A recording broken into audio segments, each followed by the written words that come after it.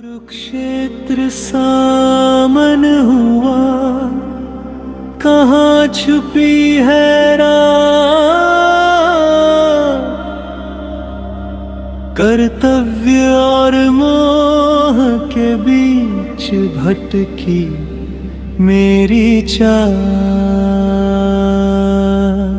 हे माधव हे कृष्ण सखा, दे दो अपना ज्ञान।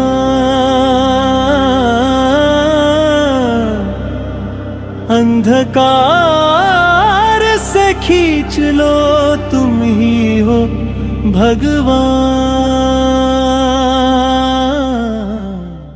कथम भीष्मः संख्ये द्रोणं च मधुसूदन इषुभिः प्रत्योत्स्यामि पूजार्हावरिसूदन।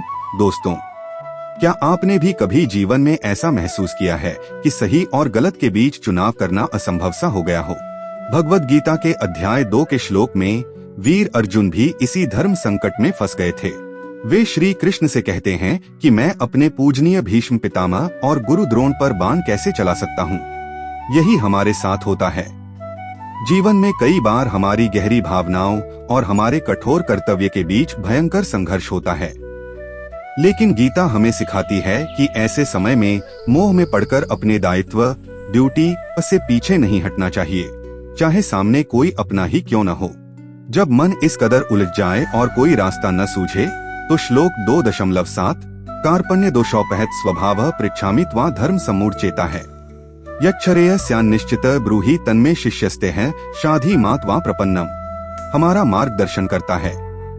जब बुद्धि भ्रमित हो जाए तो अपना सारा अहंकार त्याग कर ईश्वर की शरण लेनी चाहिए। जैसे अर्जुन ने कहा, हे माधव, मैं आपका शिष्य हूँ, मुझे सही मार्ग दिखाएं। पूर्ण समर्पण और सच्चे मार्गदर्शन की चाह ही अज्ञान के अंधकार को मिटाती है। और अगर आपको लगता है कि बाहरी सफलता सब कुछ ठीक कर देगी, तो श्लोक 2.8 न हि प्रप्स्यामि ममाप्नुद्यात् यच्छोक मुच्छोषण अमिंद्रियाणाम अवाप्य भूमाव सपत नमृद्ध। राज्य सुराणाम्पि चाधिपत्यम, संसार का सारा धन, पद और सत्ता भी मन की गहरी पीड़ा और अवसाद को नहीं मिटा सकते।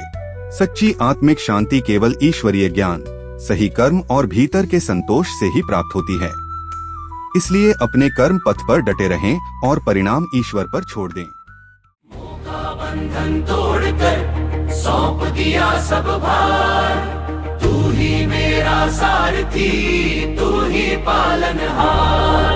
मोह का बंधन तोड़कर सौंप दिया सब भार,